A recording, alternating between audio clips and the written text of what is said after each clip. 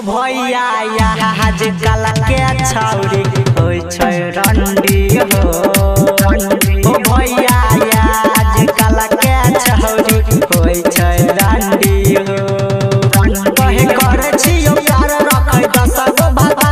बोलाबे से सबन्नी बोलाबे से सबन्नी हो भैया आजकल के छौरी होय छै रंडी हो भैया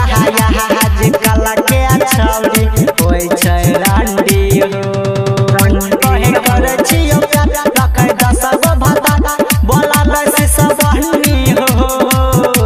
बोलाबे से सबन्नी हो भैया आजकल के छौरी होय छै रंडी हो भैया आजकल के छौरी होय छै रंडी म्यूजिक डायरेक्टर डीजे गुड्डू राज लखनपुर महेश पटेल टीएसपी मनोरंजन फिल्म्स विधान बाजार समस्तीपुर भैया छोटे छोटे कपड़ा पहन के चलै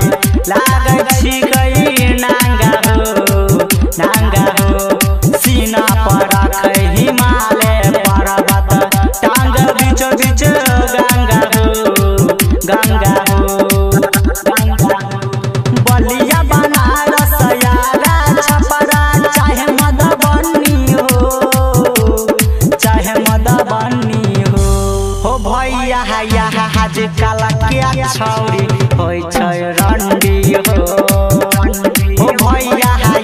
आजकल के छौरी होय छै रंडी म्यूजिक डायरेक्टर डीजे गुड्डू राज लखनपुर महेश पटेल अभी आप सुन रहे हैं नकली स्टेशन से राइटर प्यारे जी लिखै छै जे सब देखै छी कई सीना हो छौरी सबके ठकाले है बिना होय नै छै नीन अभी कसा बिहारी के चटाबै अपन हंडी हो भैया आजकल के छौरी होय छै रंडी हो भैया आजकल के छौरी होय छै रंडी टीएसपी मनोरंजन फिल्म्स